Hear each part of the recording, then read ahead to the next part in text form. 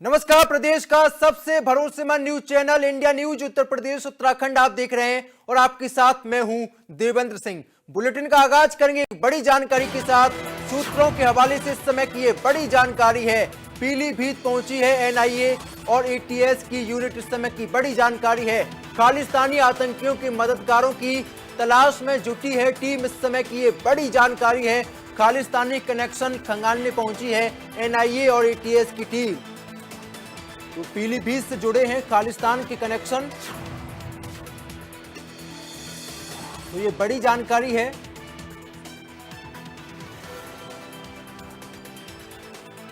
तो सूत्रों के हवाले से इस समय की ये बड़ी जानकारी। आतंक पर प्रचंड प्रहार लगातार किया जा रहा है। कुछ दिन पहले ही पंजाब पुलिस और यूपी पुलिस ने बड़ी कार्रवाई करते हुए 3 आतंकियों का अंत किया था। लेकिन इन सब के बीच कई सवाल ऐसे थे जो आज भी बरकरार हैं। ऐसे में एनआईए और एटीएस की यूनिट पीलीभीत पहुंची है। जांच पड़ताल लगातार की जाएगी। तो खालिस्तानी आतंकियों के मददगारों की लगातार तलाश की जा रही है। आखिरकार किन लोगों ने आतंकियों की मदद की थी, ये एक बड़ा सवाल है। तो ये बड़ी जानकारी है।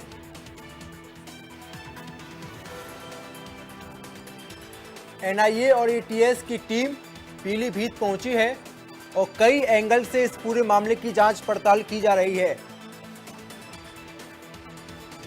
ये बड़ी जानकारी है। एनआईए और एटीएस की टीम ने मोर्चा संभाल लिया है और हर एंगल से इस पूरे मामले की जांच पड़ताल की जा रही है। कई तरह के सवाल जो आज भी बरकरार हैं।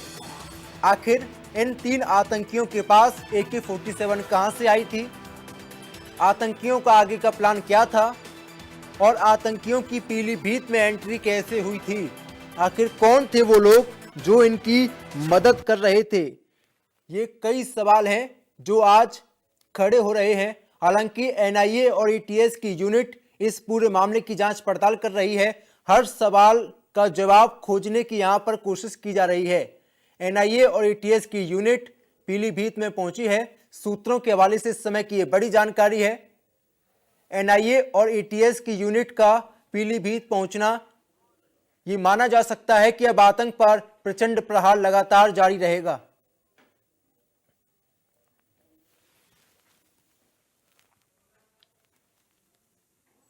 तो ज्यादा जानकारी के साथ सहयोगी अभिषेक लाइव मौजूद है। अभिषेक, क्या कुछ जानकारी है आपके पास? एनआईए और एटीएस की टीम की एंट्री हो चुकी है, क्या कुछ अपडेट?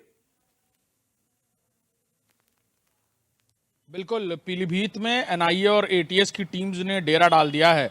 जानकारी ये भी मिल रही है कि एनआईए की टीम सुबह तड़के क्राइम सीन पर, यानी जहां पर ये पूरा एनकाउंटर पेश आया था, माधोपुर टांडा रोड पर, वहां पर पहुंची थी और वहां पर भी जाकर मौका मुआयना किया था एनआईए की टीम ने। जानकारी मिल रही है कि जल्द ही एनआईए की टीम कई सारे लोगों से पूछताछ कर सकती है। खासतौर पर आपको बता दें कि पीलीभीत पहला मौका नहीं है जब खालिस्तानी कनेक्शन से नाम जोड़ा गया है। इससे पहले 90-80 के दशक में, 95 के दशक में कई बार ऐसा हुआ है जब यहाँ बाकायदा इनकाउंटर्स हुए हैं। लोगों ने कई सारी चीज़ें चश्मदीद के तौर पर देखी हैं और एनआईए और हमेशा से इंटेलिजेंस एजेंसी की निगाह पीलीभीत और खालिस्तानी कनेक्शंस पर रही है। लेकिन बड़े लंबे समय बाद फिर से ये कनेक्शंस खुलकर सामने आते हुए नजर आ रहे हैं। यानी गुरदासपुर में हुई पूरी घटना के बाद जहां तीनों आतंकियों की मुठभेड़ में मौत हो गई, वहीं ये भी जानकारी मिल रही है कि ब्रिटिश आर्मी में काम कर चुके जगजीत सिंह जग्गा, साथ ही साथ जिसने बदला हुआ नाम रोशन सिंह बागी रखा हुआ था, जो ब्रिटिश आर्मी में अफगानिस्तान में पोस्टेड था, वो भी इस ग्रेनेड हमले में मुख्य अभियुक्त के तौर पर है, यानी मुख्य सस्पेक्ट है। और जिसकी फैमिली तरन तारण पंजाब में रहती थी, वो भी पहले ब्रिटिश आर्मी, यानी भारत के आज़ाद होने से पहले ब्रिटिश इंडियन आर्मी में काम कर चुके हैं, आर्मी के बैकग्राउंड से रहे हैं। और ये भी शक जताया जा रहा है कि ग्रेनेड हमले के बाद जगजीत सिंह भी पीलीभीत आ सकता है। यानी हो सकता है कि ये चारों पीलीभीत में हो, जगजीत सिंह किसी अनआइडेंटिफाइड लोकेशन पे हो, ये तीनों एक साथ थे और जब पुलिस से इनकी मुठभेड़ हुई तो ये तीनों मार गिराए गए।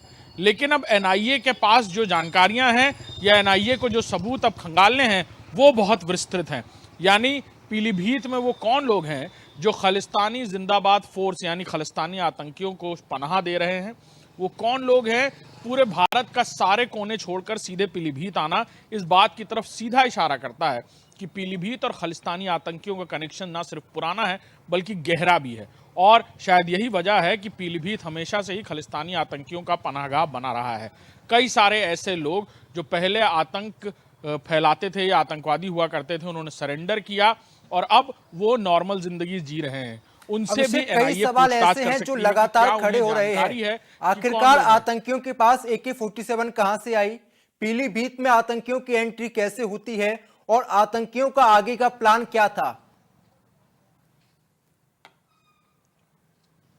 बिल्कुल, देखिए इस पूरी आतंकी मॉड्यूल यानी खालिस्तान जिंदाबाद फोर्स का नेटवर्क, जहां तक जो जानकारी मिली है कि रंजीत सिंह जिसने 1992 में खालिस्तान जिंदाबाद फोर्स को बनाया, वो इस वक्त जो जानकारी मिल रही है कि पाकिस्तान में है और पाकिस्तान से बैठकर ISI की मदद लेकर वो भारत में आतंक फैलाने की एक के बाद एक साजिशें रच रहा है। इस बात से दोहराया नहीं हो सकता कि जो वेपन, सोफिस्टिकेटेड वेपन्स इनके पास से मिले हैं वो कहीं ना कहीं पाकिस्तान की तरफ से इन्हें मुहैया कराए गए होंगे, ISI की तरफ से इन्हें मुहैया कराए गए होंगे। लेकिन बीच में कौन लोग थे जिन्होंने इन हथियारों को आगे पीछे दिया होगा, या फिर वो कौन लोग थे जिन्होंने इन्हें यहाँ पर पनाह दे रखी थी। क्या पहली बार था जब ये पीलीभीत आए, ऑपरेशन को अंजाम देने के बाद भी ये पीलीभीत आए कि पहले भी आ चुके थे? ये वो सारे सवाल हैं जिन सवालों के जवाब अब NIA अपनी इन्वेस्टिगेशन में ढूंढती हुई नजर आएगी। साथ ही साथ जानकारी मिल रही है कि कई जगह छापेमारी भी की जा सकती है, यानी NIA को कुछ पिन पॉइंट लोकेशंस मिली हैं जहां ये आतंकी छुपे हुए थे, वहां पर आज छापेमारी की भी बड़ी कार्रवाई देखने को मिल सकती है। अभिषेक, जैसा कि आपने बताया कि पीलीभीत की अगर मुख्य तौर पर बात की जाए तो खालिस्तान का कनेक्शन काफी पुराना रहा है। आप लगातार ग्राउंड जीरो पर मौजूद हैं, आपने लगातार चश्मदीदों से भी बातचीत की है, तो उनका इस पूरे मामले को लेकर क्या कुछ कहना है और साथ ही स्थानीय लोग क्या कुछ कहते हैं। देखिए, हमने जिनसे भी बात करी उनके मन में वो खौफ उनकी आंखों में नजर आता है कि 1992-90 के दशक में जब गोलियों की गड़गड़ाहट से शामें बंद हो जाती थी यहाँ पर, यानी दुकानें बंद हो जाया करती थी, बाजार बंद हो जाया करते थे और आए दिन कोई ना कोई मुठभेड़, कहीं ना कहीं कोई एनकाउंटर या फिर कहीं कोई अपहरण की घटनाएं बहुत आम हुआ करती थी। कई तो ऐसे भी लोग हैं जिनके परिवार में 2-2, 3-3 बार अपहरण किए गए। तो आप समझिए कि पीलीभीत के लोगों के मन में वो खौफ, वो डर अभी भी जिंदा है और जब भी ये खालिस्तानी आतंकी या इनसे जुड़ी हुई कोई भी घटना सामने होती है, एजेंसीज जब सामने आती हैं, तो इनके मन में वो डर फिर से उजागर हो जाता है। सीधे तौर पर कहें तो लोग बहुत खुलकर बात नहीं कर रहे, उनके मन में डर है क्योंकि कि कहीं वो टारगेट ना बन जाए। लेकिन हमने बहुत सारे लोगों से बातचीत की, उसके बावजूद उन्हें बताया कि इस बारे में बताना बेहतर रहेगा, लोगों को जानकारियां देना बेहतर रहेगा, ताकि लोग इस तरह के मॉड्यूल के लोगों से बच सकें जो उनके भाई बंदी बनकर खाने की बात कहकर, खाना खिलाने की बात कहकर उनके घर में आकर छुप जाते थे और फिर पूरे परिवार को एक तरह से कहा जाए तो बंधक बना लेते थे और वहां लंबे समय तक रुके रहते थे। पुलिस को अक्सर इस तरह के घर और हर मकान पर शक नहीं होता।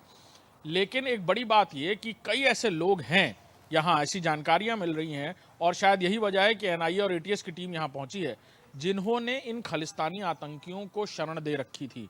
और शायद यही वजह है कि चाहे कनाडा हो या फिर लंदन या UK, जहां पर भी ये खालिस्तानी आतंकियों के नेटवर्क हैं, वो सीधे तार पीलीभीत उत्तर प्रदेश से जुड़े हुए हैं, क्योंकि यहाँ पर भी रहने वाले कई सारे लोग, तकरीबन कई ऐसे लोग हैं जिनकी कई सारी पीढ़ियां बाहर रह रही हैं।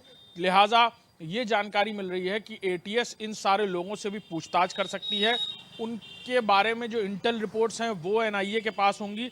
ATS और NIA की टीम्स अलग अलग जगह पर डेरा डाल रही हैं। जो जानकारियां मिल रही हैं उस हिसाब से आगे आने वाले दिनों में कई बड़ी कार्रवाइयां देखने को मिल सकती हैं। जी, बहुत बहुत धन्यवाद आपका जानकारी साझा करने के लिए।